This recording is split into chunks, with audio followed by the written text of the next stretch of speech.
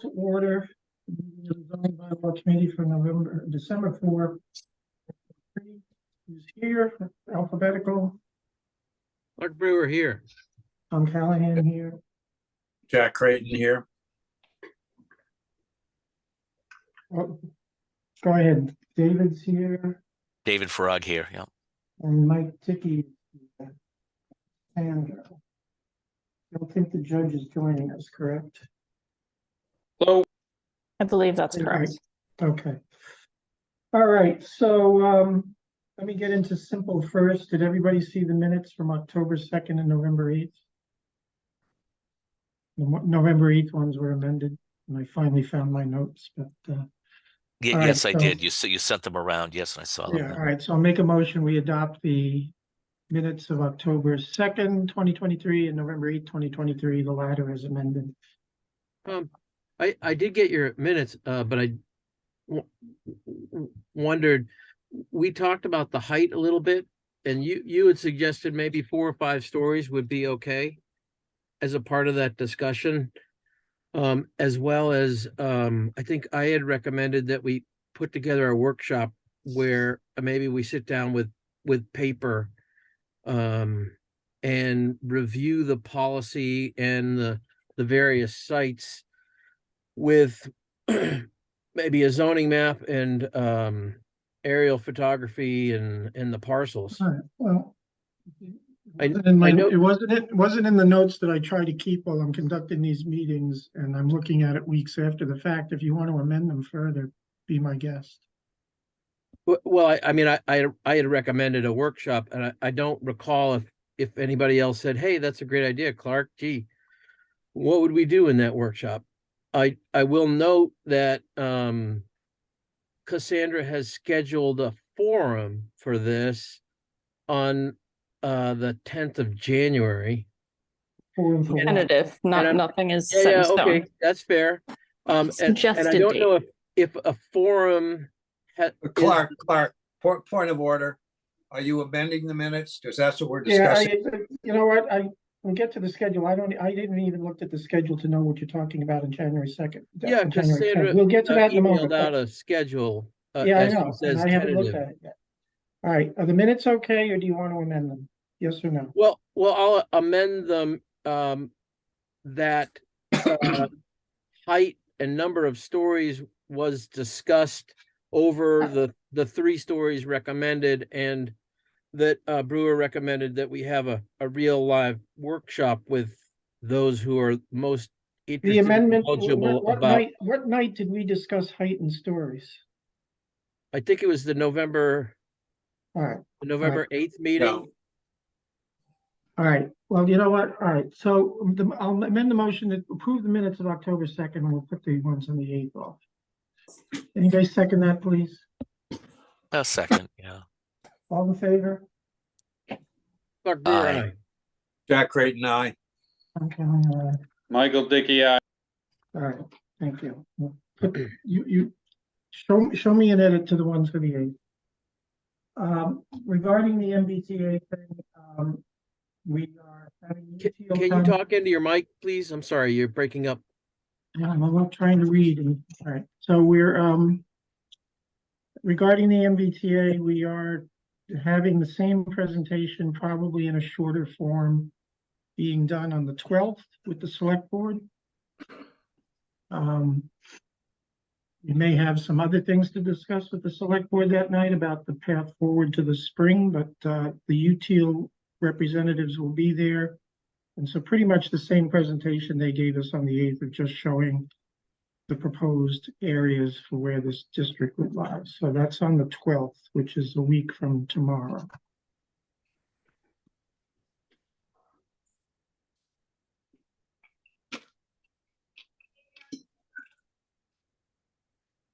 Tom, you're muted. All right, Jack, is that your meeting still hybrid?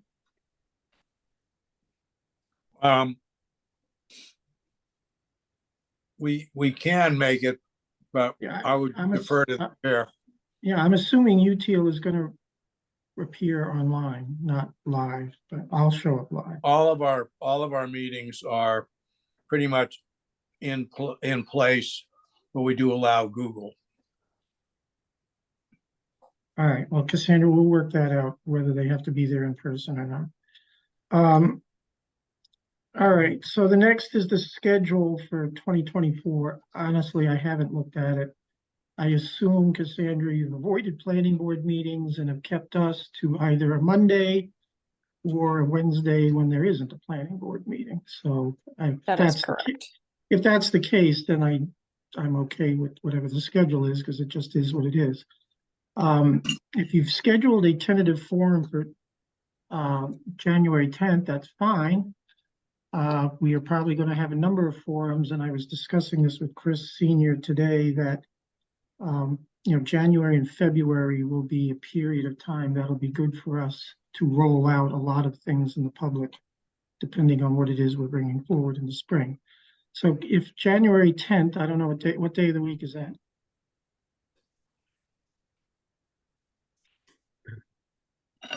That is a Wednesday. All right, yeah, keep that. And if that's scheduled to be a rollout of the housing choice thing, that's probably great. We'll probably be ready for that. Depending on what feedback we get next Tuesday. So that'll be fine. I had Anybody also else? given an alternate as January 24th, which is also a Wednesday. Yeah, I would plan on the 24th, but that'll probably be another subject, because I think we'll Okay. have other things we want to roll out to the public sooner rather than later. Does it Anybody make else sense have any to questions, comments about the schedule? Does it make sense to schedule a working session, workshop sometime between the meeting with the selectmen next week and when this presentation forum? For what? You for mean what with pur- UTIL? I guess my point was to kind of review the parcel locations and the zoning approach in careful detail with, like I said, aerial photography, parcels, and really consider which parcels would either be the most constrained or the most effective for making this work in a way that's best for Cohasset in the long run. And it All right, may well- not be the parcels that UTIL has allocated. We might have to do some extra math in terms of the units per acre. Let me say this about that. I personally do not have any time to squeeze another meeting in between now and next Tuesday. They made the presentation. I don't know where else you're thinking of, because there's only so many parcels next to the stations that meet the criteria. Well, it's nearly certainly- I can impossible. certainly It's nearly impossible to discuss on a parcel by parcel basis over in this medium. I mean, if you're saying we're just going to use what UTIL says and that's it, we don't want to consider any of the details. If you're No. saying that, I disagree with that. I didn't say that. Okay, I'm just trying to read between the lines. It's take the presentation we've gotten based on the work we've done with UTIL to date, and take that to the select board and get their feedback. After their feedback, if we need to do fine tuning, we'll do fine tuning. Well, I'm Um, suggesting that this workshop could take place between the UTIL presentation or the forum and the selectmen meeting, whether it's in a week or. Well, I have no idea when we would be able to do that. Tom, Well, I was I've- just going to suggest, I don't think it would be too much for UTIL to put in some Google Earth images, if that would be helpful for. Sure, as a base map. I mean, we're Yeah. I mean, I talking certainly about can I can a base map identify the parcels. and- and testing the parcel selections that UTIL's come up with. Well, the purpose of bringing all this together is to the select board, who after all is going to make that decision. So if there is a need for additional meetings after that, the select board, I'm sure will be very vocal about saying we need another one. But until that, the purpose of this is to bring it to the select board attention for them to weigh in on it. I mean, the only real change that I see happening is if we abandon any sites down by the North Situate station, we're expanding the sites near the Cohasset station either in the direction of the Hingham line or a little further down King Street, further down 3A to the south. But Or, you know- or to the north. And I well, will that's what I say said, that- to the Hingham line, but I'm just saying that, and I can certainly come in with identifying the actual parcels because I've made a list a long time ago and I just have to look at their map and Well, plug them in. I mean, a list is useful, but I mean, I think in terms of providing some analysis, and extending the good work that Util has done so far might make sense. For example, on the district that's in the south area of 3A on the Situate border, there's a dense neighborhood up there off of Brewster behind Curtis that has been vocal about projects out on 3A that would affect their circulation in the past. Mhm. And I would expect that they might have some pushback where this district abuts into actual residential residences. Yep. We've said, you've said that you want to avoid the residential districts. But Yep. here we have a case where we have a small housing choice district that abuts a fairly dense neighborhood with some integrity to it. Well, it doesn't actually. It comes nowhere near. It's that small little lane at the end, but the road you're talking about now, the name escapes me.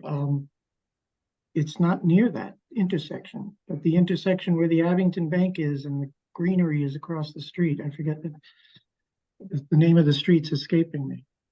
And I know what I've been on the planning board too to hear their concerns, but that's what the public input will be, which will be tentatively now January 10th. I think we should hear from the executive board of the town first, and then we'll roll out we'll roll out ideas. We won't say we're saying this has to be done, but again, it'll also be very simple. If we abandon this North Situate location, then it's all going to be up on 3A in the north, and that's fine. Well, that Mr. may Chair- be something to talk about. Well, again, we're not making that decision until we get the That's- further inputs, okay? Yeah. And I at least want to have the input of the select board before we make a recommendation as to something. That's And then, correct. if the selectmen, if people pay attention to their agenda and we get some abutters from the south end of town, great. We'll get public May I, input sooner. Mr. Chairman, it's more than a dialogue between you and Clark. I think it's very clear that Good. we don't have time. And the select board, if they choose to want more information, I'm sure will let you know. But I don't have time for another meeting in there. I know, Tom, you don't. I mean, I don't know if there's anybody else on this committee who wants that, but I think the decision is probably we don't have an extra meeting I and we just should think move on. it's premature for us to refine it at this stage tonight. Yeah. If I may just pipe in quickly here, they gave us an original presentation. That's going to be the original presentation that they're going to give the selectmen and have them weigh in.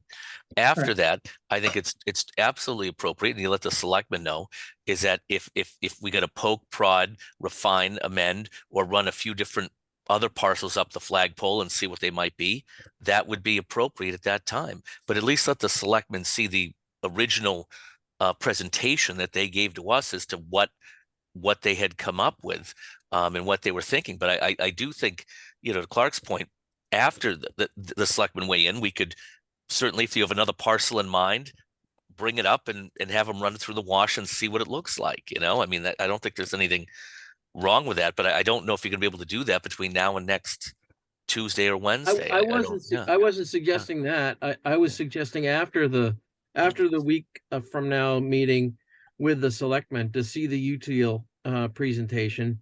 Yeah.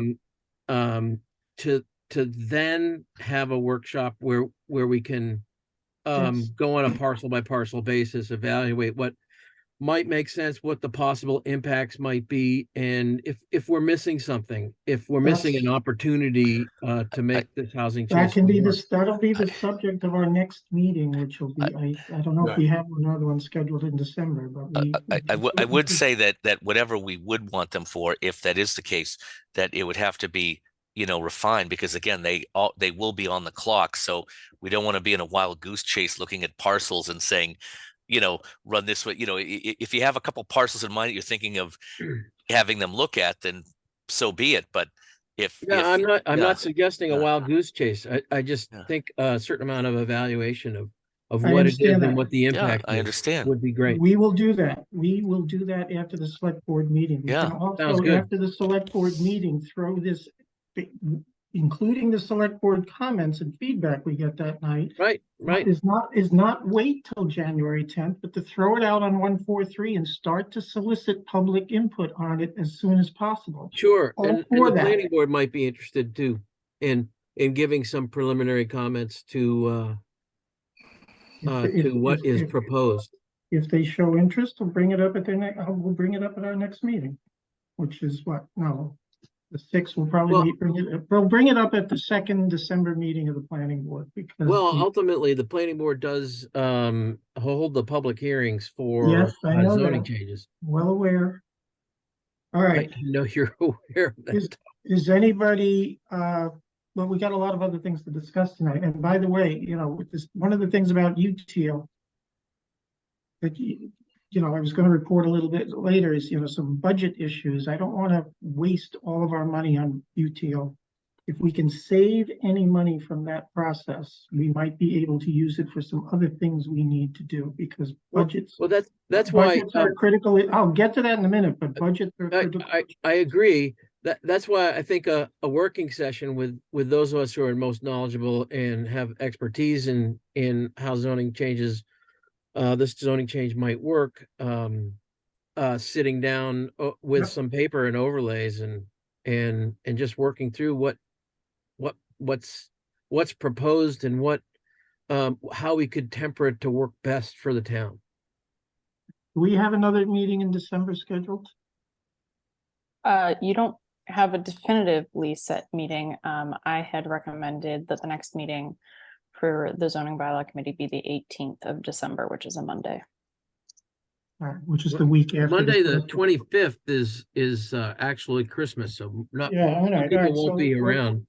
All right, well, let's probably off the do this. schedule. Let's plan to meet the 18th to discuss the follow-up from the select board meeting. We'll have more parcel. Can we meet live? If it's a real work group session, can we meet live? If you can find the place to do it, sure. Well, it would, I mean, my take See, on this, it involves paper and sitting down with. No, I know. Well, the town GIS map is great at, you can click on individual parcels, you bring up the data about them, you know where the location is, you know what's on it right now. That's an online tool, but we could also do that in a room. We're a small Tom, did you say committee. that you're already having budget concerns with UTL? Yeah, I'll get to the budget issues in a minute, but I'm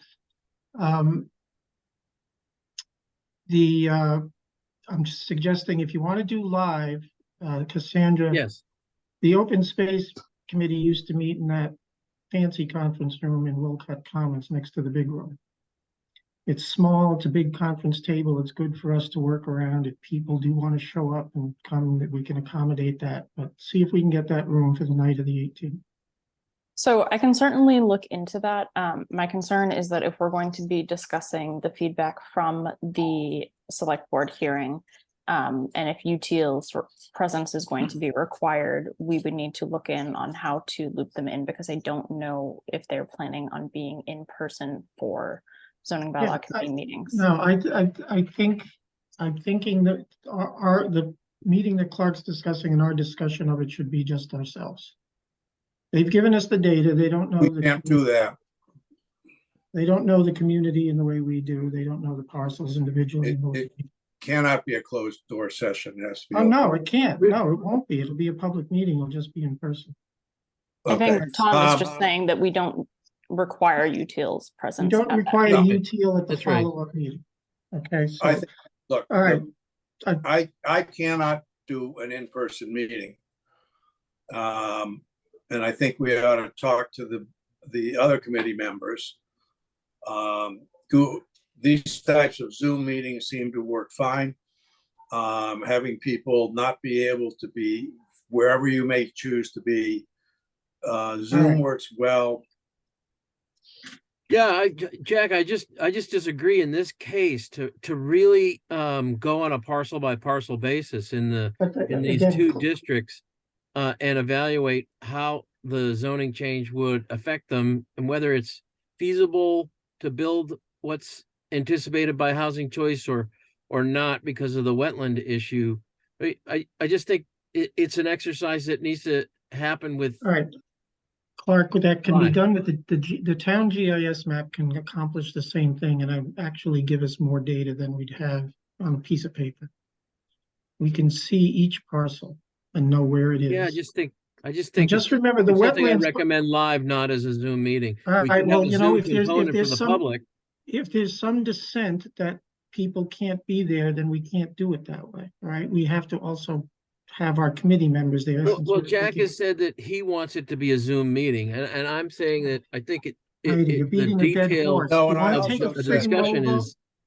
You wanna also take a said roll we vote should on ask- whether it's live or Zoom? Yes, Christ we almighty. should talk to the other members of this committee and see how they feel. Beating a dead horse here.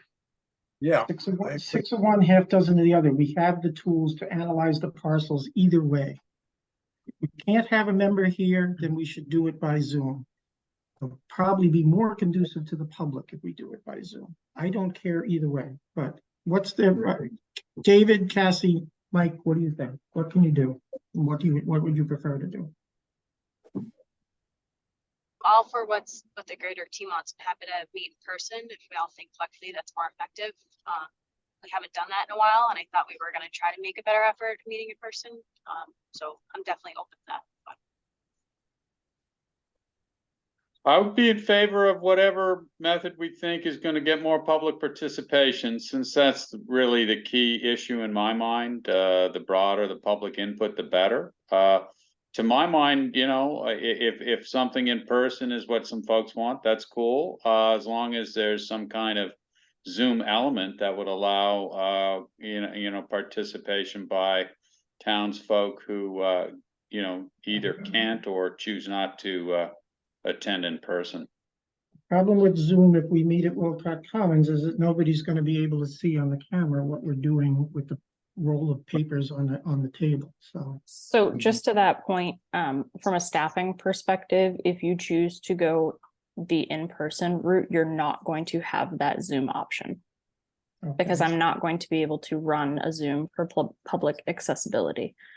So it would be strictly in person. There would be no recording. There would be no Zoom capabilities.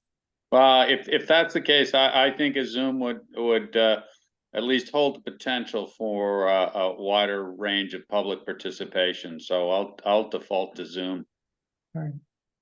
Uh, either- I think that just makes the decision by itself. So Either or for me, but I just want their time to be used expeditiously regarding what you're looking for. And if you're looking at impacts, or if you're saying, okay, if you have this parcel, what is the impact on this? I don't want to be just pointing parcel to parcel, trying to figure out things. If you know what you're looking for, what you want out of it, fine. And that's fine with me, to see what any impacts would be for sure. But either or, in person or otherwise, it doesn't matter as long as we can get it done.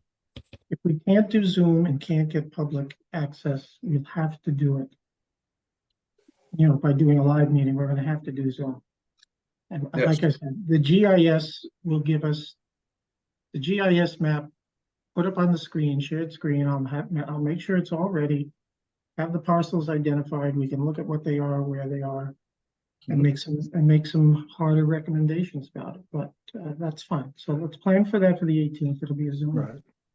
I would just add, be aware that it's a lot easier for the people around town to keep track of what's going on, to hear clearly what people are saying using Zoom. People do not, if we are having a live meeting, unfortunately, it's very hard for most people to really hear it. So, Yeah, but let's not also not kid ourselves that we haven't had one member of the public show up at any of our meetings, and I don't expect a change on the 18th, but to the extent that we are required to make that access available, we will have to do it that way. Right. All right. All right. Any other comments about the schedule that Cassandra's put together? It'll be Mondays or Wednesdays as per usual. All right. Then we'll do that. We'll have a planned public forum on the 10th about housing choice. We'll tentatively keep 24th of January open for a forum on other things we may want to discuss with the public early on. And Clark and I can bring things to the planning board in the interim at our leisure, which we will do. All right, let me talk about money and budgets and things. So the judge isn't here tonight. The money for KP has pretty much run out for all the work that they've done in the past two town meetings. We have the benefit of their diagnostic, and it's easy to take that information and do things. I'm told that there may be some forgiveness of a small portion of the bill to allow them to continue some work, but right now what the judge has been working on is Articles 19 and 20, the two environmental, wind and solar, and Article 7, parking, and you know what they're proposing that they would extend to us financially would cover just that. And so I had a discussion tentatively about this with Chris Senior today. I have suggested, I had sent a memo at the same time I sent a memo to you guys about what we're going to do, about having a meeting with town council and myself and Chris to try to figure this out. We are also going to have to discuss a little further the scope of what we're going to do with the select board. We're going to start that discussion on the 12th, tentatively, but when we finish it on the 12th, remains to be seen. So we have no money in the budget for a consultant. So if we were to pursue any substantive changes in the table of area dimensions to have a consultant check figures and math and all of that, we don't have any budget for it right now. It is possible that leftover money from UTIL, the UTIL thing, which was given to us by the state, might be redirected. There are some grant applications out that might save us, but the question is, can we get the kind of expert analysis we need in time? So money is a concern for us, and you know, and what we may do on this go round is more of the initial drafting of warrant articles ourselves, and then having AP Law edit and refine them rather than them writing from scratch. And it's just a way to make their money stretch further than it is. So I wasn't aware until a week ago that we had, you know, the KP budget was pretty much blown. I guess it was a good sum of money that was allocated for the bylaw, and it's just gone further than we expected. So anyway, that's a concern that we have to be conscious of. So then next is magnum opus that I sent to you about where to go in the spring. In perfect world, I don't think this is too daunting, but then again, I don't think any of this is rocket science. In a perfect world, I would like to see this bylaw done at the spring town meeting. The possible only exception is any new initiatives and new bylaws regarding climate change and resiliency, because there's a multi-board process that's supposedly going on looking at that, and there's model bylaws out there that would have to be examined, but I don't think any of that would be ready before the spring, the fall of next year. But if the bylaw text changes that we want to make and the organization of its articles and how it looks is done, we will be pretty much done other than anything that's truly a new initiative. So, let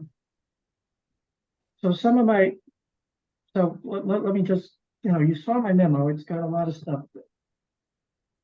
Housing choice is something we have to do.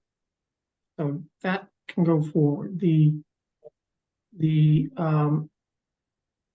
thing about housing choice is selecting where the district would lie, which is what we're going to engage in more detail on the 18th and after we get public feedback.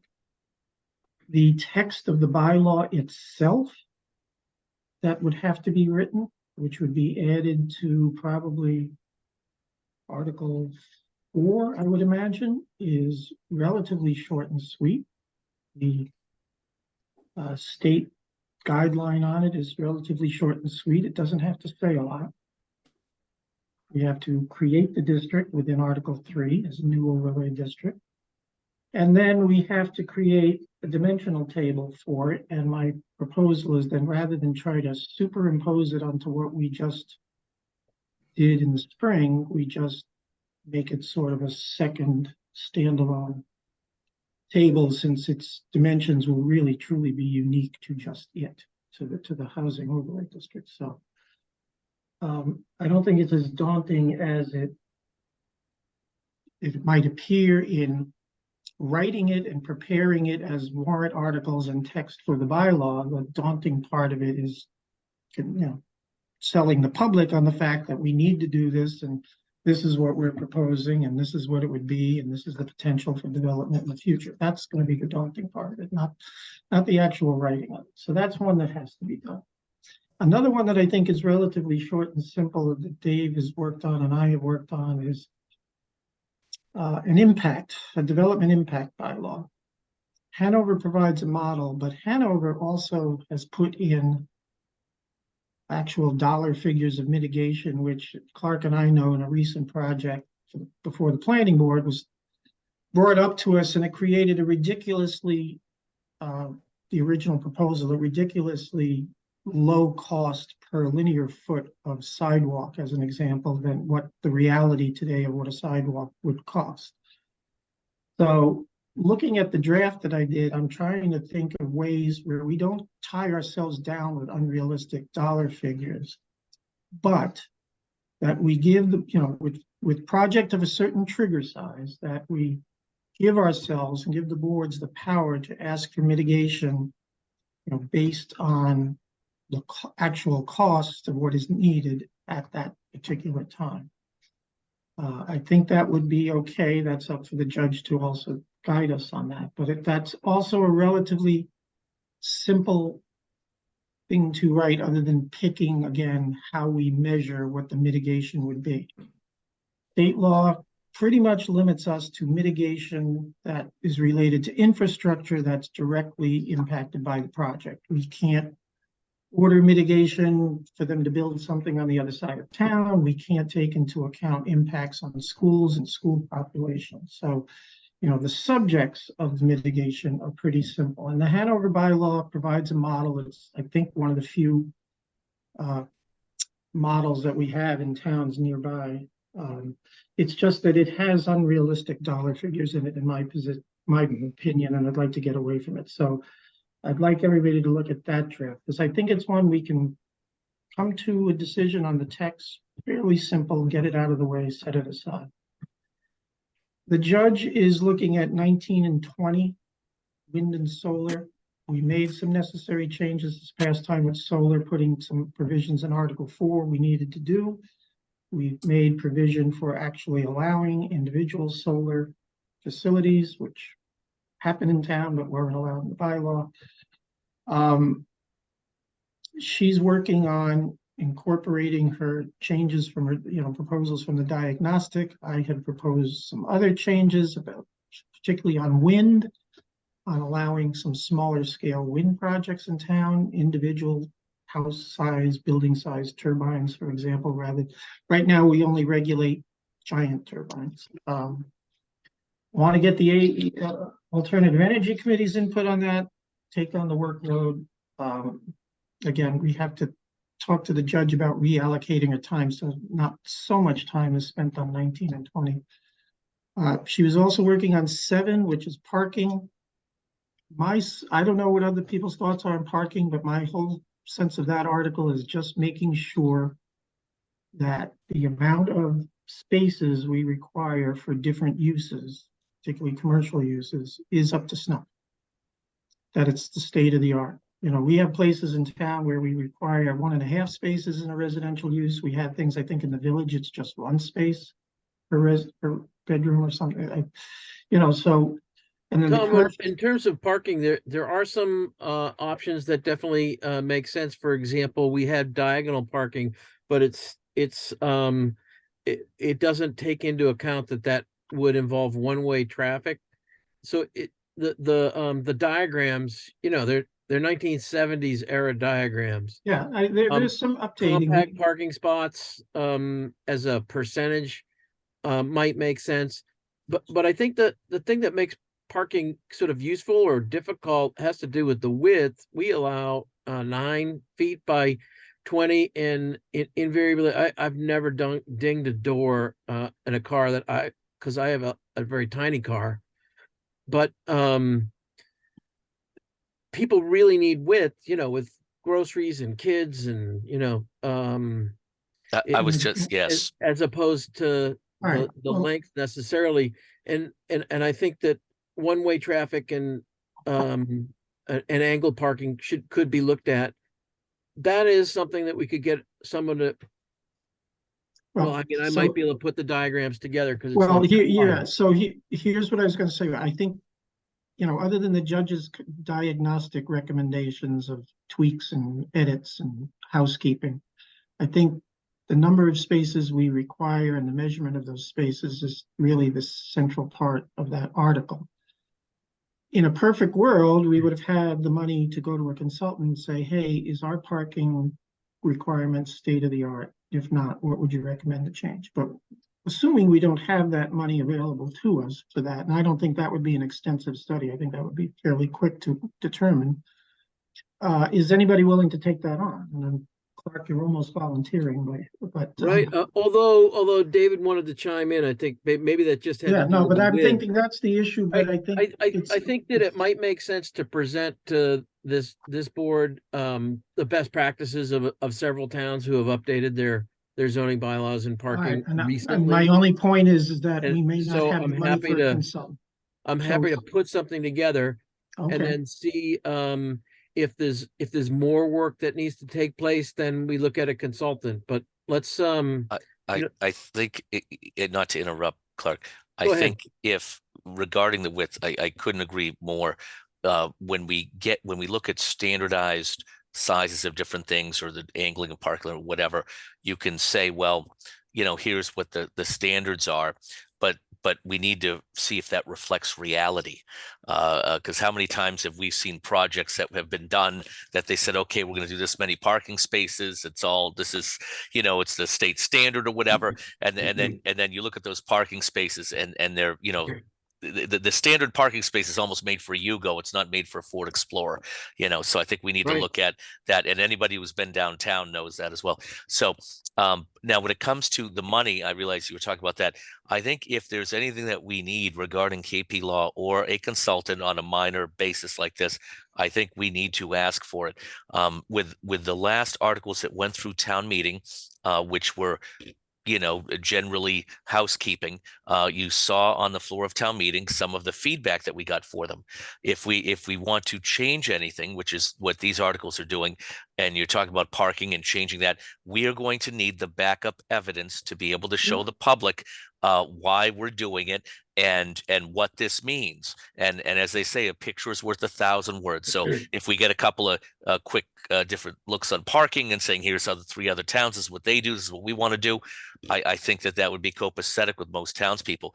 But if we just change the parking and people look at it and say, what are you doing here? And we do not have the evidence to back it up, I think we're going to be in trouble on town meeting floor with any of these changes. I perfectly realize that. That's why I wish, in a perfect world, we'll have money for things. And again, we'll have to bring that up with the select board in a couple of weeks or next week. Right. Well, I mean, but I'm just saying, if we don't, and or if we do get a consultant, I'm just asking for somebody else to quarterback that process. yeah, again, I can Tom, be I'm point more on than that. I'm more than happy to reach out to a group like Harris and Hudson, and I think that they would just Okay. provide a few like relative towns, cities that, and I could just create a list for you that Well, came if you from can, yeah, a viable if- source. Yeah, if Yeah. you can, I mean, I, for all of those who don't know from back in the working group days, Cassie was one of our excellent researchers on a lot of material that we have. And we still have lots of data that the working group had collected on their own. So Cassie, if you can get some information on that, that would be a big help. I mean, Yeah, I can definitely do that. there, David's point is well taken, because if we decide to make proposals on Article 5 and some of the dimensional things, we're definitely going to need backup. We're going to need some expert help on that. And that's, if we have to allocate, scarce resources, I'd rather devote it to that than worrying about whether a parking space should be 9 feet or 10 feet wide. But if we can get free information, please knock yourself out. Yeah, and we do it. just But some relevant precedents or neighboring towns. yeah, I think that's easy. it's size of the spaces, the number of spaces per use, and again, show people what we have now. And remember, Clark, it came up when we were looking at that the project off of 3A on the cul-de-sac in Situate Hill. The definition was including unused space and bathrooms. So we basically, as a policy matter for this point, have changed that definition of what, when you're counting square footage in commercial space to determine how many spaces you are, we now, as a policy matter, have taken out, unused hallway space, storage space, and bathroom space. Yeah, it's which- like net square footage instead Yeah, of. and our current definition includes all that. So, we are going to have to change a definition. But then again, all right, so you come up with so many square foot in a commercial building, how many spaces should they have? And I just want to make sure we're at the absolute state of the art, particularly if we do see, some large scale multifamily development as a result of housing choice. So Cassie, that's great. I'm going to just right now say, again, we'll talk to the judge about what she's doing with Article 7 and making sure her resources are allocated to the more important stuff. But Clark and Cassie, if you'd work together on the rest of it. What I was tentatively told is I'm not going to tie this select board's hands, but as a possible town meeting schedule, I would say by end of January, if we could have something concrete so that we could write that article and put it aside. It's a relative article. Article 7 pretty is straightforward in a way. Yeah, Article 7 is a pretty low hanging fruit. So, okay, good. Notes for the minutes.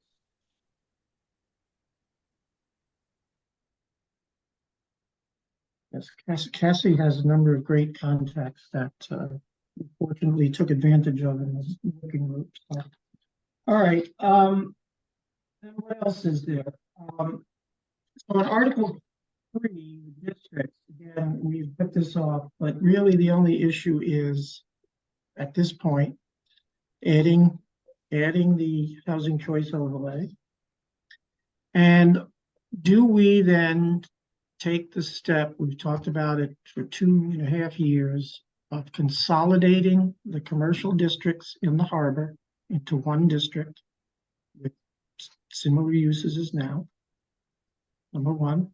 Number two, do we consolidate the various commercial districts on 3A into a single commercial district? Since, what do we have? The transportation oriented district, fits one property and it was designed for that property. It was created for that property. The technology district essentially does not exist as with any meaningful use. I'm suggesting that the simplicity of the bylaw as one of the goals is to consolidate all the 3A districts, allowing the same kinds of uses and prohibiting the same kinds of uses.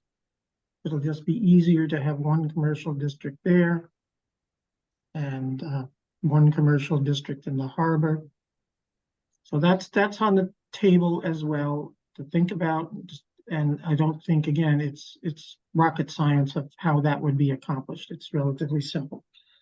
My other proposal was, to the extent we're keeping a commercial district in Beechwood, which has a permitted mixed-use project, which hasn't been built yet, and then in West Corner, rather than have these downtown business districts, just get rid of DB, just take the village zoning, extend it to the two other village areas, Beechwood and West Corner. We may need to tweak it for those areas, but that's just, again, simplicity rather than having this polyglot on That's not a districts. bad idea, Tom. Because Yeah, DB has a lot of we have limitations.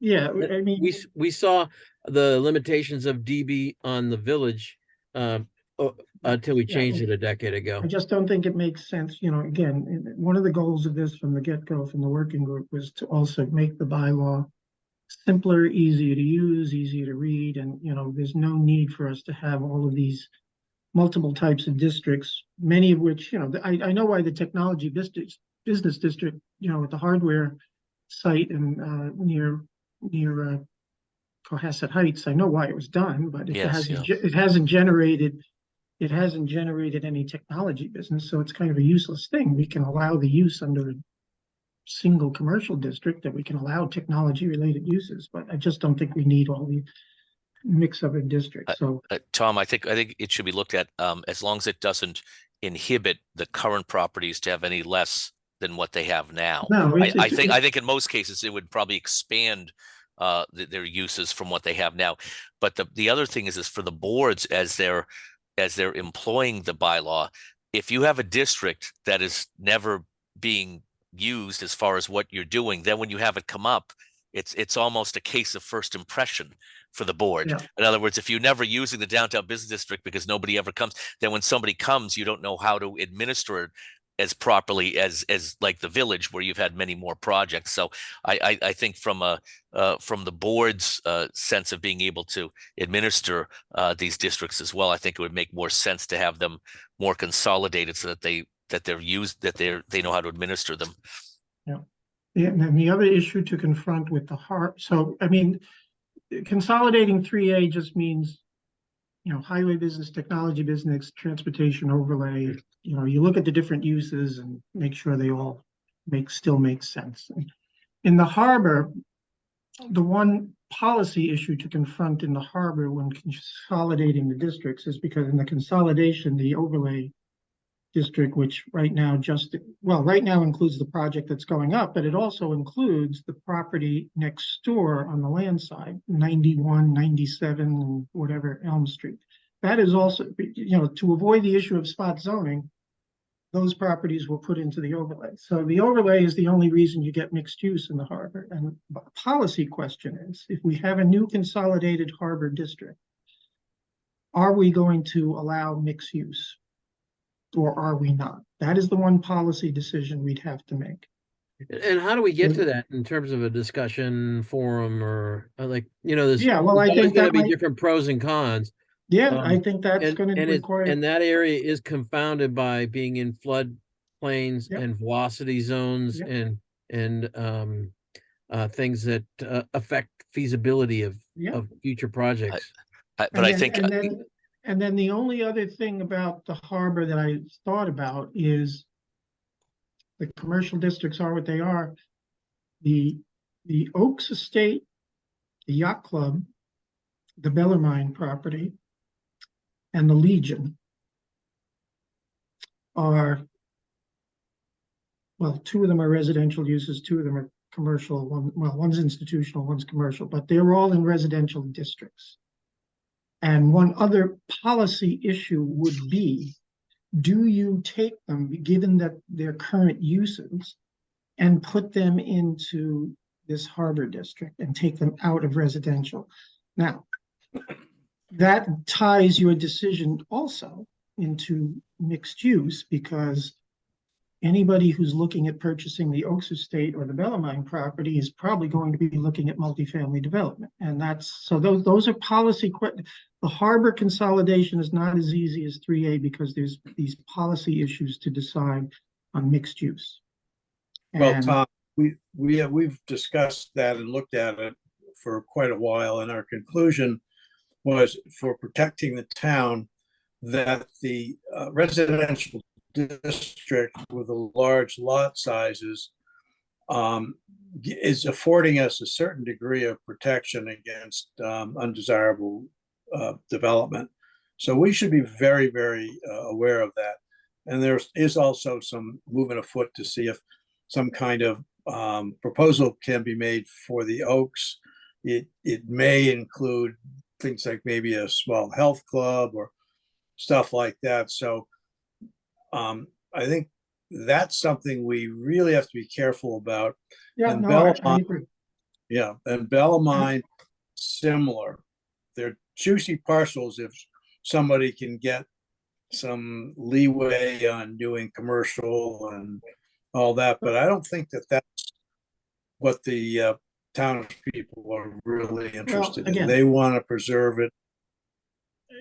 I would agree. And I think I reported months ago that I had gotten an inquiry from somebody when the Oaks first went on the market about whether there would be a willingness to extend the overlay district to the Oaks property so they could do multifamily development. Sure. And Yeah, I of said course. I said to the gentleman at the time, well, I said, you know, it's just me and I can't make decisions about this, but I said, I would suggest you read Cohasset 143 and see how everybody's reacting to the project that's going up. You know, so I don't know that the town has a stomach for it. And maybe the No. idea, you know, so Isn't I think Bellarmine in tax a public- exempt? what's that? Yes. Isn't Bellarmine's tax exempt, Yeah, right? it's owned by Well, it's Boston historic landmark. It's owned by Boston College, and there's rumors Right. about it. I don't think there's anything definitive about it, but I think that Tom, I suggest- do have to jump. I'm really sorry for interrupting. I'm sorry, everyone, but I do No, have to that's all jump. right. No, but I appreciate you volunteering to help with Article 7. That's a big course. help for us. All right. Thanks, everyone. We'll see you on the 18th then. Perfect. Thanks, Thanks. Cassie. Thanks, guys. All right, so I mean, I think when we get to the point of a public forum on the harbor consolidation, I don't know that we should even volunteer the idea of taking some of the residential properties and moving them into the district, with the possible exceptions of the yacht club and the Legion, but because I don't think those would Yeah. be controversial. But and the purpose for that would be to ungrandfather the uses at both of those places that might benefit. But I do think the issue of mixed use, since we would be consolidating and eliminating the overlay district, is something that we need to get feedback from the town as a policy matter. And if the town, Jack and I think agreed, I think there's probably zero sentiment for it at the moment. But, you know, as we move further along, the harbor project becomes more developed. People see more what it's going to like. I don't know what that's going to do with opinions once they see it Sure. closer to completion, but Well, I will say, when we first started planning for the Harbor Overlay District, the consultant came in and was gonna change the zoning for the entire ring around the harbor, from Trendowitz all the way around.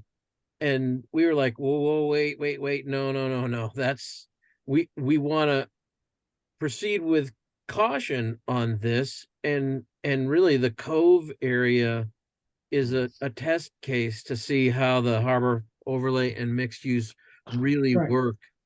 Right. Because I think from a aesthetic perspective, even the thought of having a condo lined harbor is not what's in the public interest or public trust, certainly in terms of what I'd recommend. right. All So Right, well, we had to have the consultant rewrite and redo all the maps, out of the blocks to limit, what could be done to just the cove. And, Yeah, and the, and and the and goal the, was to wait, to see how that works and Yeah. evaluate what we would do after that's completed. And it might Yeah. be that everybody's like, whoa, what did we agree to there? I don't yeah, know. and I would think that, Or it might be like, hey, it's great. Maybe a little more is okay. Yeah, the consolidation would include what's on the end of Parker Ave, but, would include all the commercial districts that exist now, but, right now, if we do nothing and we leave the overlay district where it is, we potentially, and I would think it'd be realistic that we will someday face a mixed-use project at 91 through 97 Elms. Because it's there. It's across the street, but it has a clear view of the harbor. So, all right, just so to hit the issue, we're going to have that. The harbor will certainly have to be a subject of a public forum to get public feedback on. Here. I think it's going to be a tough road to hoe with anything with the harbor, although some simple consolidation might be in play. We will find it. We'll find out, because what's going to happen is we're going to be, as they say, we're going to be fighting our last war.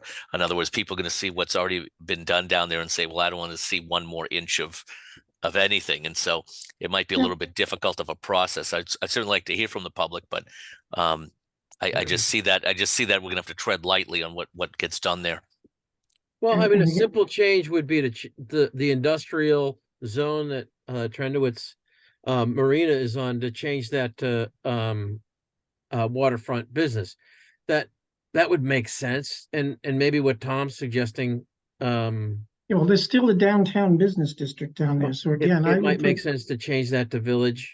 Yeah, no, I would make it DB, the DB, the WB, and the LI that's down there would all be, well, I would call it just the harbor district, like we have a village district. And You then- want to make the village district No, all around the harbor? No, Or the just- harbor district would be different than the village district. It would be, but what I'm envisioning in the consolidation is basically carrying over all the commercial uses of the waterfront business district. The policy question is that if we consolidate, we still have the overlay. And we have to decide, are we keeping it where it affects 91 through 97 Elm at this point? Or are we killing it and having no mixed use and no residential in this harbor district? Or are we going to expand it elsewhere in the harbor district? And as a practical matter, there aren't too many other places to go. As we know from Atlantica's redevelopment, if people start going up, they face all other kinds of regulatory challenges that they usually don't want to face. That's why Atlantica is not going up. So, we have some natural. It's in a velocity zone. Yeah, I mean, yeah, we have. You have some to natural- elevate 10 feet, something like Right, that. and there would be natural constraints to developing anything up down at the end of Parker Avenue as well. So, I mean, we have to weigh all of these things, but that's the vision of it, is that it mostly the harbor, in contrast to the village, would be mostly a all commercial district. Well, one of the things I think you have to take into consideration is there is very difficult to make a commercial enterprise successful, because no matter how you try to figure out the parking, there's not a lot of parking to drive the number of bodies you need for Right. commercial. That's why we have what we have. We took an inn and a restaurant, and bingo, it all goes residential. And the developer fought very hard to have it even limited commercial, because they know that's where the demand is. So talking about how we can do some commercial around there, the problem is there's not enough people to really drive that, and there's not enough parking. And if we put a huge parking lot in and try to figure out a way to attract a lot of people in there, that's not why people live in Cohasset. They really don't want it. I hear that strenuously Yeah, from all I'm not, parts of the community all the time. I'm not suggesting. I know, Tom, you're well. We, I'm not suggesting Yeah. we change the uses down there that would encourage a more retail environment than we have now. I think, you know, what we'd like to encourage and what we've lost is the marine-related services. You know, we've lost the boatyard, we've lost the gas tank, you know, gas pump, we've lost, I don't know, we still have a lobster pound, but who knows? And, you know, it would be nice if we could encourage specifically that, but, you know, right now, waterfront business allows all kinds of commercial uses, including retail, and we don't see it, but So, in terms of a forum to evaluate this, how do you imagine that working?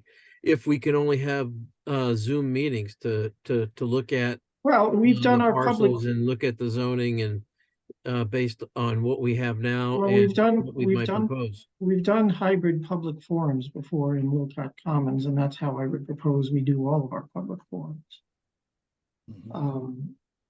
You know, I mean, and again, I'm just brainstorming here, outlining the memo that I sent.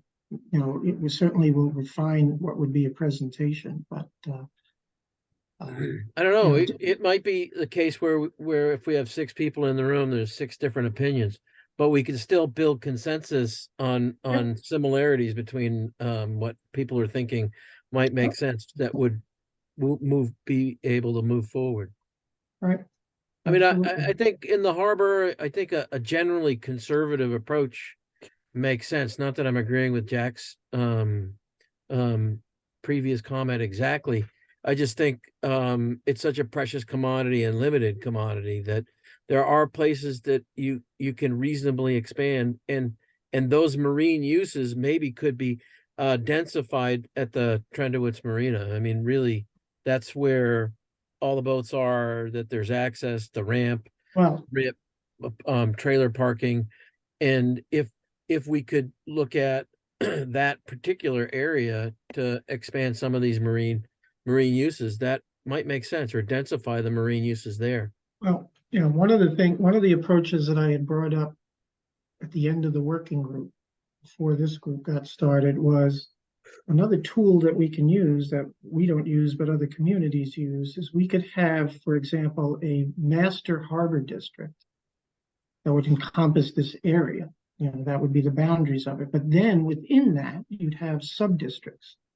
So where we have open space, like at the Veterans Memorial and the little park area that the project is going to give us, and Government Island, you'd have a harbor open space, nothing can happen. You'd have a harbor recreational that would cover things like the yacht club and some other, you know, the sailing club and and Parker, you know, the town side of Parker Avenue. Then you could also have I think I created a harbor commercial, which was where we'd have strictly commercial uses, and maybe the uses you allow are all marine related to really micromanage it. And then again, then you're left with, do we have harbor mixed use? And harbor mixed use, if you had that kind of micro district, might just be the existing project, leave it alone as it is, and take the Elm Street properties out of it. You know, again, you could do that approach and really through sub-districts, trying to micromanage it. The fascinating part about the harbor is there's really not that much that's in play. I mean, it's the Marine Railway and Trendowitz property, and that's it. I mean, maybe I guess you could say the Oaks, but I don't think the town's going to have an appetite for. No, that's in a residence C right now. So that's the Oaks' residence C, and even the yacht club. I think it's unnecessary to rezone it since it's existing grandfather and it's never going to change. I mean, it's you're a yacht club member. I mean, there's no limitations per se of that club use being in a residential district, are there? No, it's grandfathered. It's not allowed. It's not. No, but I mean, there's no. They got to rebuild without an issue.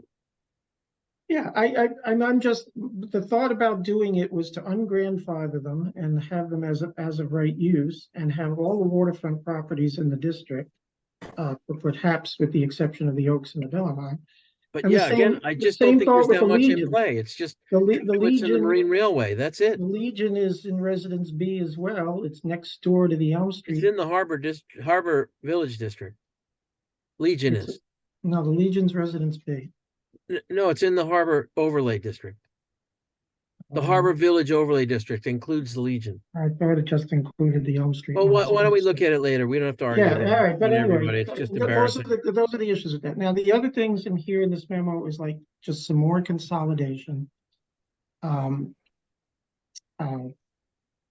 We consolidated the ADU use into the 4. I think we should take the village article, consolidate that into 4. Something about the harbor, specific regulations about the harbor will, which are largely expressed in Article 22 now, would have to survive, becomes a use. The environmental related things in one place, the energy ones in one place. That's reorganization stuff. The other thing, and this is Clark, what you brought up before, and I think where you will have to help take the lead is, so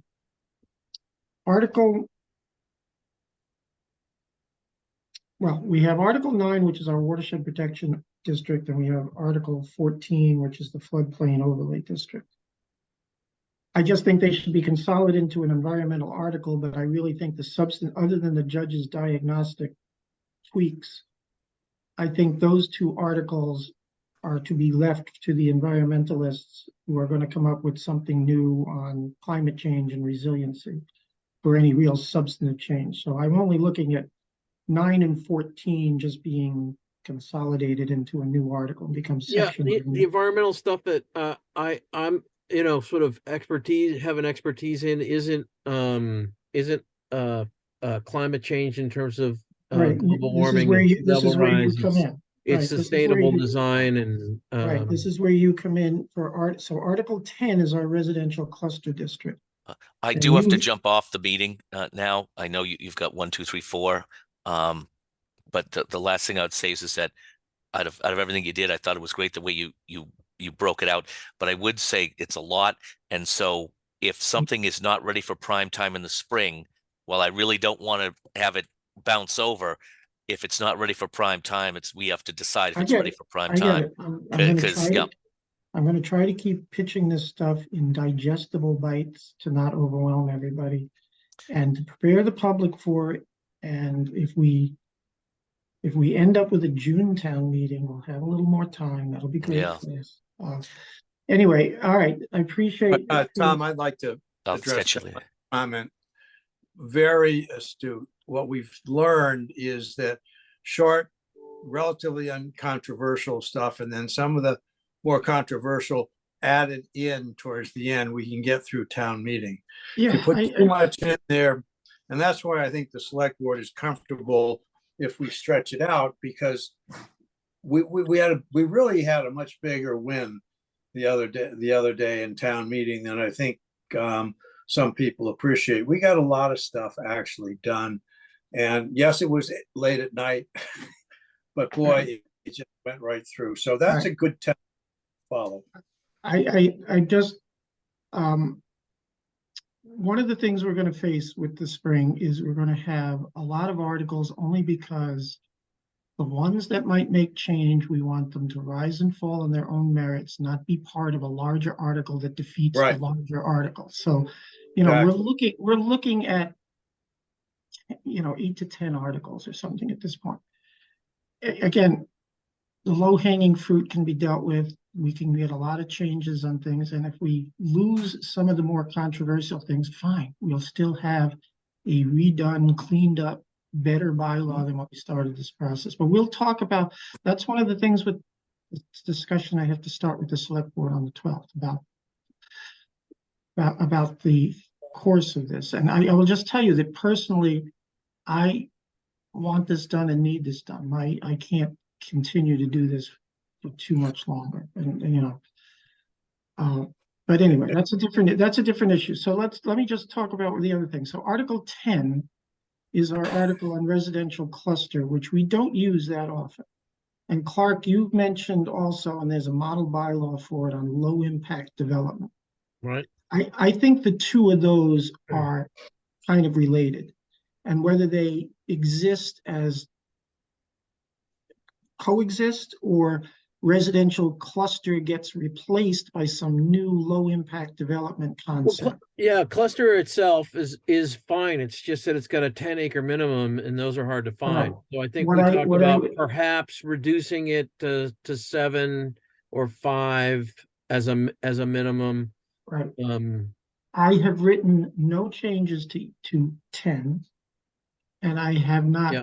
tackled I mean, the I think model that's- bylaw for low I think impact that's the big development. deal where it actually could make a difference and we All could right, see some benefit from it. all right. I'm asking you, and you can ask anybody else in the committee to help you, if you would take the lead on proposing something for those two, for Article 10 and or low impact development. They would be consolidated, Article 10 wouldn't be Article 10, it would be consolidated as a section in an environmental related article. But the substance of it, I have written nothing, the judge has done a diagnostic. The new stuff of low impact development, I have not looked at the model bylaw other than to know it exists.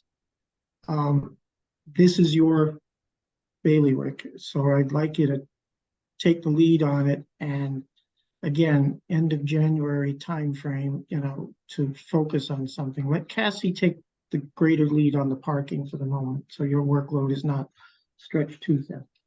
But that's Yeah, the parking isn't rocket science. no, and then the last article that is out there is Article 11, which is land alteration. Now, my thought about that is the land alteration that got passed was ultimately a compromise from what the citizens petition was in 2017. What I have given you is not radical change. I don't think it's the original 2017 version, and I still have to review that. But my thought about Article 11, again, it would become a section in an environmental article. I would take the actual dimensional requirements that are set forth in it, and again, for ease of use, move those into new columns in the table in Article 5. And the Article 5 table that we just did, you can see from my proposal, it's just reorienting it. Yes, it'll be different, but it's just, instead of putting the districts on one side, the districts will be on the top, the uses will be listed on the side. It just works easier to read and to follow.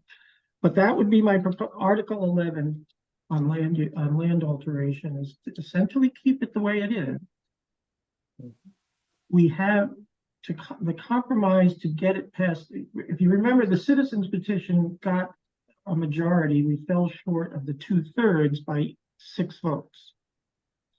So then the next year, when it came out as a planning board article or an open space committee, one or the other, there were some compromises made that Katie Dugan and I had drafted, and there's some exceptions to it. And in practice, what the planning board has confronted so far is we haven't seen a lot of it. The biggest exception, which I think our original version had, is that you excavate visible ledge for the location of the house. That's okay. So a lot of ledge can be lost that way.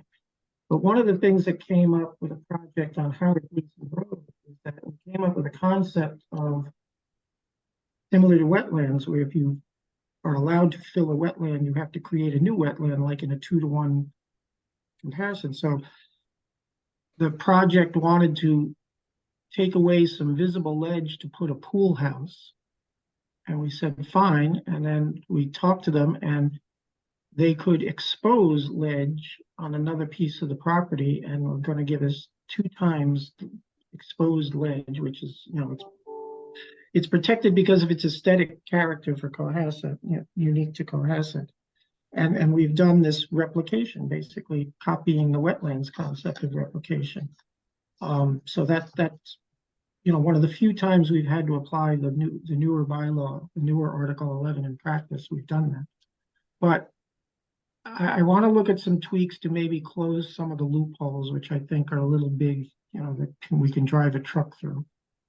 But again, Article 11 would just be consolidated into an environmental article, and again, the numerical limits of how much you can clear a lot, I think just makes sense to be added to the table of area and dimensional regulations. So all of those are in one spot, you know, and that's, I'll give you further refinements of that. And then in the end of the day, what we would have with these consolidations, we would have 12 articles. We would have 12 articles. Nine would be the consolidated environmental provisions. 10 would be the energy ones, 19 and 20. 11, it just makes sense to have this mitigation thing as a standalone article because we wouldn't have an 11 otherwise. And 12 was one of the first things we edited. That's all the administrative stuff that stays. You know, we would go from a 22 article town bylaw to a 12 article bylaw with room for expansion. The environmental article, which would become the new Article 9, would have an expansion capability of just adding a new section to the extent somebody does write something on climate change and resiliency. And if you have a completely new subject matter, you can always create a new article, but we would have an organizational format where similar topics are dealt with in one place, easy to find, easy to read. So that's the outline of what I envision. And again, it's just a question of getting it into digestible bites, getting it out to the community as soon as we can, and the other relevant stakeholders, like the harbor thing. We have to involve the harbor committee. Obviously, they're going to have lots of thoughts about this. Well, you know, Tom, one of the reasons the select board charged, and setting up this committee, was a recognition that there's a lot of work upon volunteers. And that's why we decided we would use town council to take the load off. Now, yes, we're running out of money, but keep in mind that as we,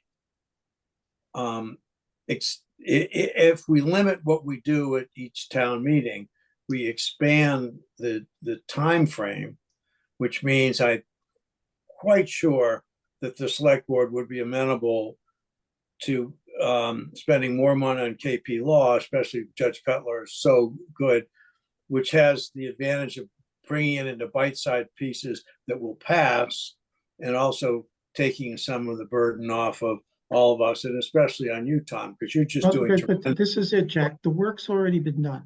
I had written this stuff for 2.5 years, and it's all done. And I don't know that I've said to Chris today, I thank the ground that Judge Cutler walks on. But she does not need to write every article. She can edit. No, but I would propose that she would. She would edit what we write because we have to stretch out. We have to stretch out their money. What I was told today that they're offering to take off the current bill, like as a credit, so we can go a little further, is not going to carry us very far. Right. I'm kind of shocked that they've spent that kind of money, but again, they bill at a certain rate, and that's fine. But I think we just need to reverse the approach. And particularly the other thing, and this is why we have to talk about the scope with the select board, is the judge has said this to me in the past. I think they think their scope was just to do the tweaks that the diagnostic does and not to change substance. But we've done the tweaks. Now we're going into substance. Because it always was the charge of going back to the working group, was not only to clean up this bylaw, organizational mess, but to reform it, to bring it into the 2020s when it hasn't comprehensively been looked at since the 1980s.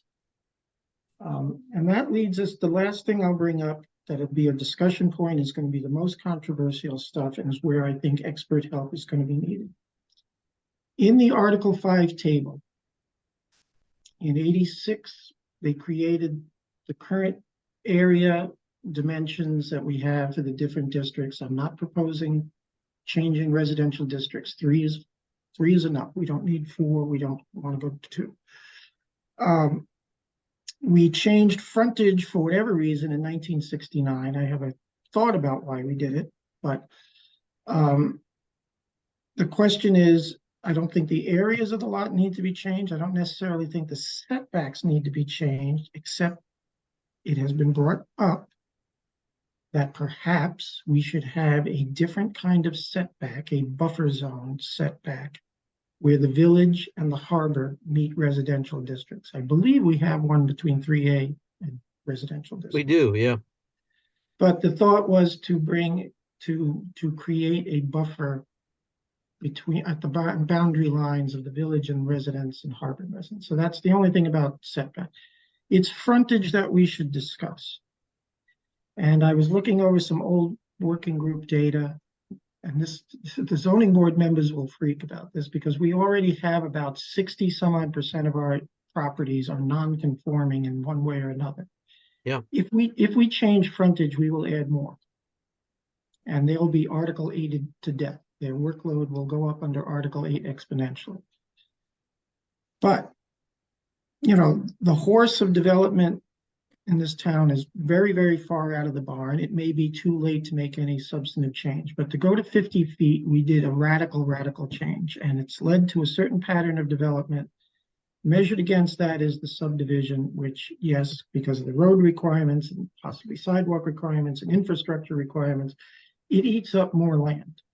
And that's probably why they did this in the 60s, because my street, Riverview Drive, and a couple of other notable cul-de-sacs were developed, or at least laid out in the late 60s. And maybe people were alarmed at what they saw and how much woodland was being torn up to build a cul-de-sac. Whatever it is, that's something we should consider going back to, is suburban frontage. That is going to require an expert to tell us how many more, what is the right number for each of the 3 districts, the residential districts, and B, how many more nonconformities would we create? And is it worth it? Versus what we have left to develop in Cohasset. Now, you guys don't know, we're working on 94 Black Horse Lane. It's the development of the non-public portion in the back. There's 4 houses there now. All told, there'll probably be 8. Obviously, the people on the public portion of Black Horse Lane, which is a substandard public road, not built up to modern requirements, they're upset about that. And part of the reason is because of 50-foot frontage on a new subdivision road at the end, you can get in 8 houses. It's the great study area. We have an expert say, well, what if the frontage in Residence B was 100 feet or 125 feet? How many houses would have gotten up there? That's going to be the poster child. And then the question is, when we look at what's left to be developed in town, is it going to be worth it in the end of the day at the expense of making more lots non-conforming than the 60 some odd % that already are? To control the future development of the undeveloped land in town. So that's the one thing. The other thing that the working group started studying was house size. And I found the data again with Katie Dugan. We did all kinds of analysis of the average house size in the 3 residential districts. There's been a noticeable jump since the year 2000, corresponding with a noticeable jump in our population. And the average house size has gone up. And the question is that a good thing or a bad thing? Large home review, in my vision, would be replaced because it's useless. It wasn't as original. And I know why. I don't know if it's useless, Tom. Well, it's a site plan review and doesn't give anybody a yes or no, and people come to our meetings thinking we can stop something. It's site plan. It's yes with conditions or without. I know, but it does something. What I would, so. But if you want to get rid of it, advocate for the reasons why. I mean, I know that. I know on that. this committee first and with the selectmen. I know that. So, and I've outlined this before. So 2 things about house size is that we now regulate house size by lot coverage, which we still use, basically by 2-dimensional measurements. We have floor area ratio in the village. Other towns are using floor area ratio in their residential districts. I would suggest to switch to floor area ratio. Then the question becomes, what is the proper floor area ratio? And you can set it as to what it was at the average house size in the year prior to 2000 or after 2000. That's a policy decision, and we need an expert to do those calculations for us. I think that the floor area ratio is probably, we do have some data on it that we gathered at the time. You know, it's going to be like 0.8 and maybe as high as 1.0. The question is then, what house size does that yield? And do we want that, or do we want to go back to a pre-2000 size or post-2000 size? But I mean, Tom, one way to look at this stuff is to do the analysis of the neighborhoods in Residence A. What are the lot sizes I and know what is the that needs- density? What is an average and what would be a 10% increase? I feel, you know, that people needs who expert have help. property in Cohasset want to make it work for them, and that to create value is a benefit for the neighborhood neighbors, because a rising tide floats all boats. I understand. But I think you need that information, and we talked about that in relation to some of our planning goals. Yep. The working group. So if every house in Residence A, 70% of the lots are undersized, maybe it would make sense to have a lot size that's pretty close to the average, as agree. opposed to twice the average or something like that. I don't think Yeah. we have those metrics, Well, the but we working can group, get them. the working group developed a lot more data than I recall that we did. We have a lot of data on this, and actually somebody did take the step of translating some of the existing numbers to FARs. That's why I say 0.8 is probably. But again, philosophically, do we I'm- want to prevent people from making investments in their property, No, or do we want to Well- encourage reasonable growth on a case by case basis? well, and that's why floor area ratio allows you to build in proportionality to your lot size, which that's the beauty of the concept. Lot coverage does that too, but then The- now it's constrained by height more than it was previously. All right. You know, I've gone over this in my head for 2 years you know, how to sell this to the town. There is a segment of the community who shows up at large home reviews sometimes and elsewhere and in other towns who don't like the trends towards mansions. And if you recall, when I kind of hinted at the subject at town meeting, a member of the school committee got up and he was like, he was incensed because we were going to try to regulate quote unquote property rights. Well, newsflash, that's what zoning is all about. I do not tolerate the argument that people have this unbridled right to do whatever the hell they want on their property. But anyway, Well, you don't. It's my point.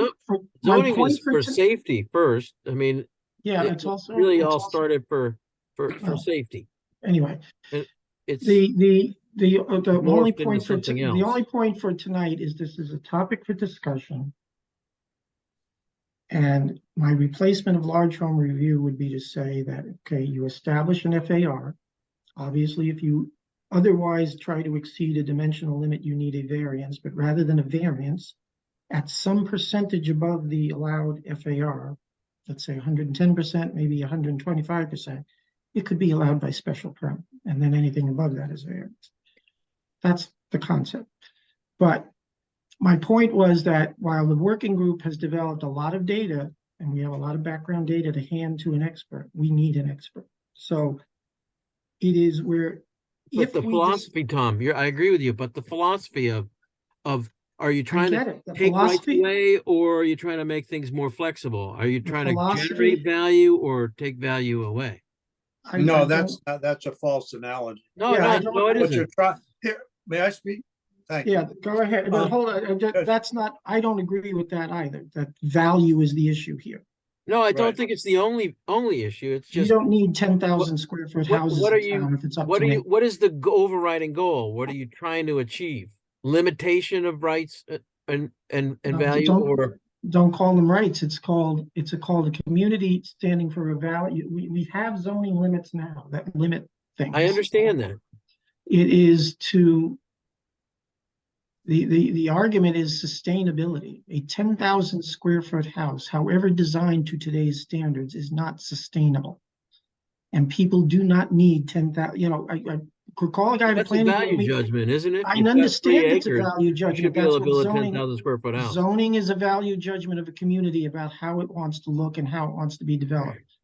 And that's why to throw it out there, it'd be a separate warrant article. It wouldn't kill anything. It wouldn't drag anything else down with it. And the people would either say yay or nay. Well, I think That's that's definitely what you want to do, is we need to But- clarify that decision. The philosophical People decision have, is, people have, actually, one of the legal doctrines is that everything originally, you own a bundle of rights that's been granted by the governing,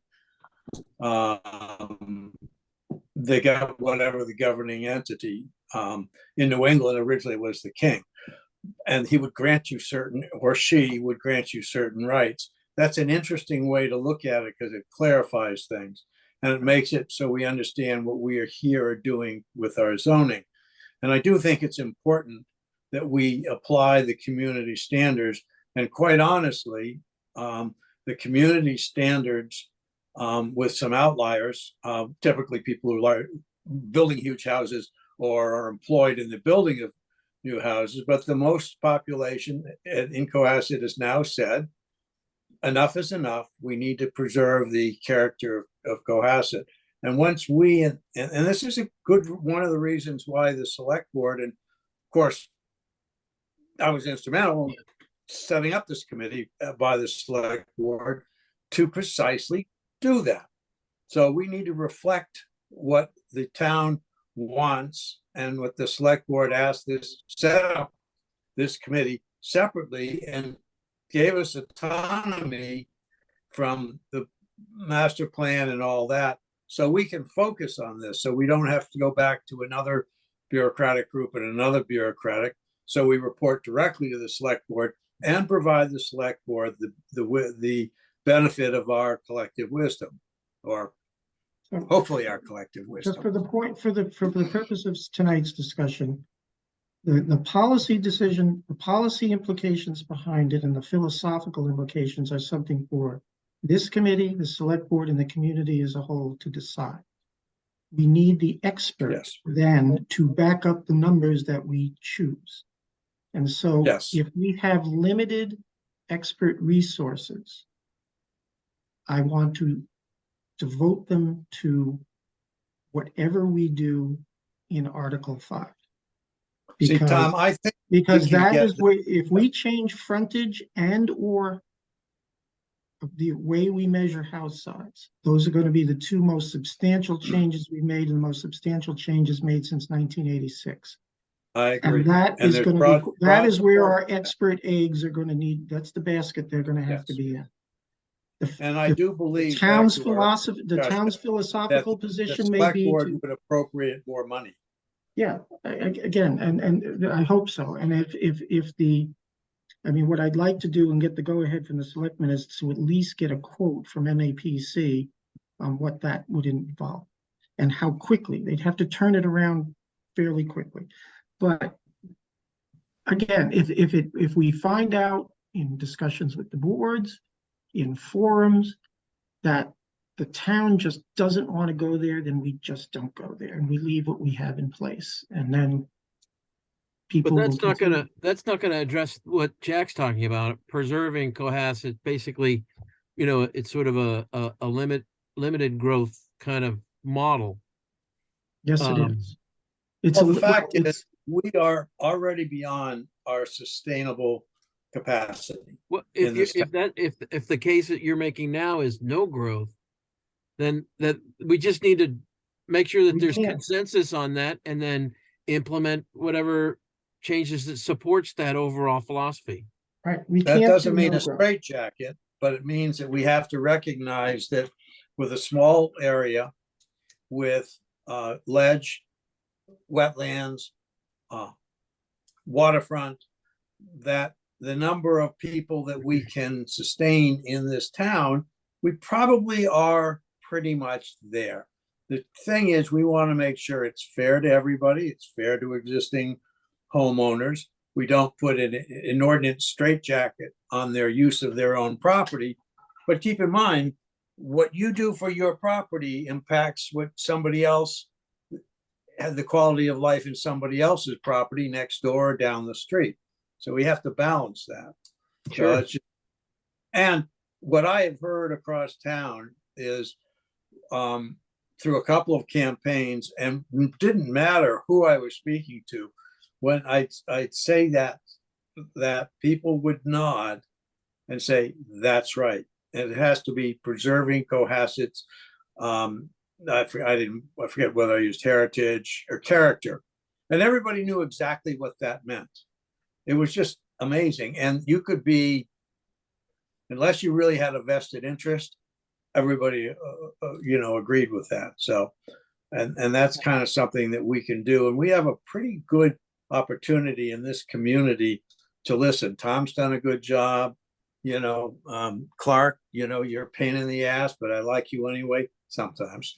I'm not a pain in the ass. I'm just an expert on these matters from having been in most I know. master plans and an architect. So let me just, But if I'm a pain in your ass, maybe that's a good thing. let's bring this now, back. now. Now, before we get anywhere, let's just also understand growth under Massachusetts law is not a possibility unless we take all undeveloped land in the town and zone it as open space.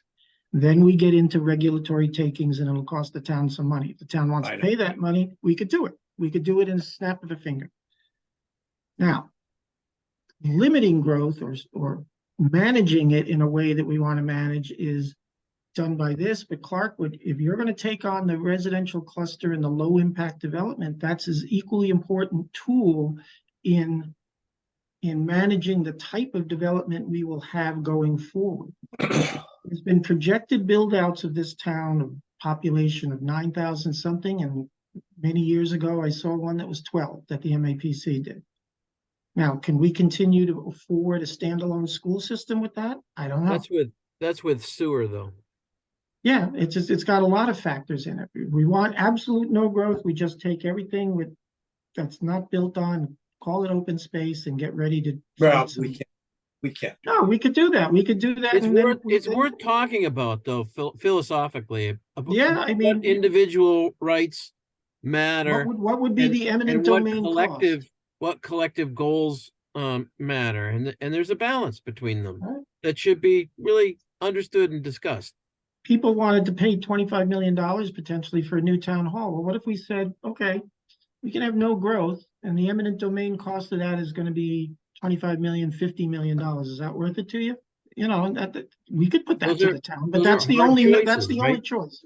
You balance no growth is that. So the rest of it is how are we regulating growth on what we have left to develop? If we are going to go from 8,000 people to 12,000 people, how are we going to manage that? Or are we going to manage it from 8,000 people to just 9,000 people? That's what we're here to discuss. I think that's where we are. The 12,000, I mean, it's just a straw horse. That's assuming we get sewer and all kinds of stuff. Yeah. We are pretty much where we are, and we just need to respect the property rights. We need to respect the adjacent property rights, but we're kind of getting off the point here. We need to get back on the concrete. No, this is it. This is it. I'm just saying these are the issues. They're both important. We're not going to do it. The details and the philosophy behind the details is critical for our committee to get a handle on. I think we probably all know what the overall sense of the town is that they'd like us to do, which is reasonable controls and to avoid runaway paving over and overdevelopment. We all know that. Which is, I mean, the housing choice in front of us is a fascinating anecdote to your philosophy that you're articulating. External mandate we have to learn to deal with. Well, I mean that is put a giant 900 new units. Yeah, that's put up 2 a or 3 giant people a unit. That's a giant monkey wrench that's come in that we have this mandate because it throws a lot of the other controls you would have in residential growth out the window. I mean, or that's where you're going to grow. You're saying, look, we're just going to grow out on 3A by the train station. that's the Maybe. only Well, we'll place have we're to, gonna we'll grow. have to manage that, and I think we've probably figured out those are the spots, but in any event, But in any event, there's other reasons that the growth in houses that we've seen in average house All right. size are just not sustainable for the planet Earth. And, and there's Well, I don't know what you could do about that, as Tom. many People want a people- 10,000 square foot house. They, as you many, know, and people, if they they have the can. right lot size under FAR, may still get the 10,000 square foot house. Yeah. That's the point. But if as many people who will defend that, I think Jack's right, there's many more, I think, that would object to it. And that has been as we brought in large home review because of mansionization, and we all pointed to Yeah. Norwell and what was going on in Norwell. And Yeah. ever since mansionization has become an issue, there has been a growing counter argument against it. And going back, I'm sitting in the state of the art in the late 60s. It's 2,300 square feet. It's 27 with Right. my basement as livable space. I know. And you can I raised a family of, there were 4 of us, and the original owner had 5 kids. And so Tom, the idea that we need just a quick 5,000 point. is If crazy. our goal was normal size houses, 3 to 5,000 square feet, based on an FAR or a lot coverage, you would actually want to have smaller lot sizes. You'd almost want to say get rid of residence C and have residence A and B, because those residence C lots afford, either through FAR or lot coverage, bigger houses. You're right. Maybe that's what an expert would tell us when they start looking at the numbers. Or maybe when Clark you could have tell you, 4 and then you'd area, pay if $10,000 you to want find your out big from an house, expert. you have to buy a big lot, a really big lot. And I think FAR is a pretty neutral, unchallengeable, it's important that it's not unchallengeable, standard, and it allows us. If somebody has the wherewithal to make a very, very large house, and we say, yeah, if you want that, but you can't put it on this small lot because it's going to overwhelm the neighborhood.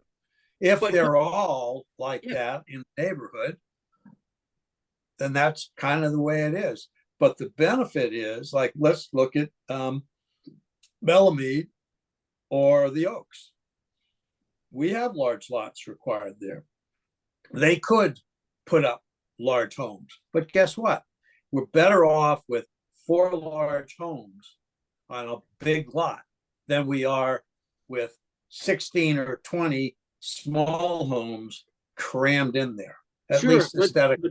But Tom's suggestion that, like, people are making houses that are too big, like 2,500 square feet should be good for anybody. I didn't say 2,500. We are the Well, pre-2000. I believe that the Doesn't really matter. pre-2000 average. Again, it's a philosophical The thing. pre-2000 average, I believe, carried over the 3 districts was 4,200 square feet. The post-2000 average is over 52 to 5,300 square feet. I think That's what we probably have found, by the way, is that that huge homes are really not going to be built anymore because there are not enough big lots. So that horse is out of the barn, and I don't think we have to spend a lot of time on that. But I think it's reasonable. The floor area, it ensures that it's appropriate to the size lot. It doesn't overwhelm the setting. The setting is a big lot. You want a big diamond, you got to buy a big setting. For public policies, it prevents us from having that relatively open space, because a large lot is open space, from being crammed in to 1/10 of an acre lots, bang, bang, bang, bang, bang, which I think we really do not want. But anyway, I'm sorry, but this is it. Just again, the purpose of tonight was just an outline of all these issues that we have to address. So we're going to meet again on the 18th, and the focus on the 18th will be the housing choice follow-up. If there's some of this low-hanging fruit I have ready to present to you, like maybe a better, something closer to a draft of an impact bylaw, something like some low-hanging fruit, maybe I'll bring that forward. And then, come January, we're going to go at it 2 meeting a month clip. If we get a June town meeting, we buy a little time, but you know, the time that we have to get articles ready and the planning board hearings comes up pretty fast. We're also gonna have to do forums in between those, so it's gonna be, I apologize, but it's a heavy workload, but I think it's doable, and we could theoretically get this done. You know, other than, like I said, the new initiatives on climate, but let's shoot for that, and as we go along, as we did this past town meeting, when we had a more ambitious agenda, we may find that we can't do it all, and that's fine. Tom, So- I think it's useful to have a robust discussion about these things from various viewpoints and I then hear you. try to I build hear you. consensus from there. But if this is just gonna be like what Tom wants to do and you guys just agree and we No, only that's have not what I'm Zoom to saying, work Clark, things but out, I'm, that I don't I'm think that's saying, in the best interest of the town. I'm not saying that, Clark. I'm saying though that you need to start, but somebody needs to put something on paper, and I've done that. And unless and until somebody else wants to take that on, and I'm asking you to do it with certain articles. Again, how do we evaluate that in a way that's meaningful, that makes sense? Well, you have to take a certain leap of faith that I happen to know what I'm doing in this regard, but No, I know, but beyond you don't that, necessarily beyond understand that, the you've got a impact. brain in your head, and you've got experience being on the planning board and dealing with these Again, issues. there's diverse Right. perspectives on this board, and how do we get the benefit of that and build consensus? Well, you'll read the text, we'll go over the text, and we criticize, change, alter the text as we come to the consensus on, but you gotta start with something in writing, and that's But what we've again, done. you can go from the details to the, the specific stuff and then the general concepts, and they merge somewhere in the middle with this Yeah, zoning well, business. If- You understand what I mean, right? I know what you mean, and You've got the details all worked out. I also have the general There's a concepts in my different head. behind it. philosophy. There's a different philosophy on these things that, again, Yes. building consensus is I an understand art, that. not necessarily a science. And everything that I've written has a philosophy and a concept behind it as well. And I can present that, and then we can disagree or debate it and do whatever with it. But again, somebody has to start doing this. I've done it. Yeah. I've deferred to the judge. I've held my tongue and been the good team player. But right now we're faced with the budget crisis that we can't rely on her to do this. And she doesn't believe that that's her charge, is to write new stuff. Let me do a little work on that. We're 'Cause gonna meet. I'm a proponent, by the way. I'm not trying to cram it all into this meeting, because I've seen in the past, I know you do, but I'm giving you my. I personally need, May I give my to get assessment? this done. I need to get this done. I've heard you say that. I would say it's worth consideration that we can lower the workload on you. By stretching it out, we have some of the money goes into a different budget cycle, and we get more assistance from KP Law, which makes it even easier. And the other thing is, what we've seen in town meeting is that shorter things, it's easier to get them approved because there's not a lot of things for people to be objecting to. And if the price of doing that, lessening the workload, is taking a little bit longer and bringing the funding for the attorney into a different budget cycle, which makes it more palatable, I don't know, but I think I'm going to discuss with some other parties whether that makes some All right, sense. well, again, as I said But at the in any beginning, event, I I do said at have the to. beginning, do no, have I to- just said, I do I'll have just to say vote. this, the work is done. Okay, I'm not worried about, I personally All am right. not worried about the workload that I've been doing because it's mostly And done. it'll save us a lot of money. I get I'm not it, I saying that get it, the judge has to undo that, okay? And All that right, saves us a lot of money. Thank you. Okay, I'll send my bill to the town, and then we'll see where we are money wise. Well, Can't do I've that, already Tom. suggested, I'll entertain a motion to adjourn and see you all on the 18th, and those of you who can come on the 12th to join me with the select board, please do. So moved. All right, so, all in favor of adjourning? second, Clark Brewer, aye. Second. Tom Callahan, aye. Mike Jack Dickey, aye. Creighton, aye. Okay. Good night, everyone. Good night. Sandra, thank you for your time. Cassandra, thank you very much. This is real exciting for you, I know. You're welcome. Good night. I hope you got a drink Good when night, you're all. listening to us. I really do.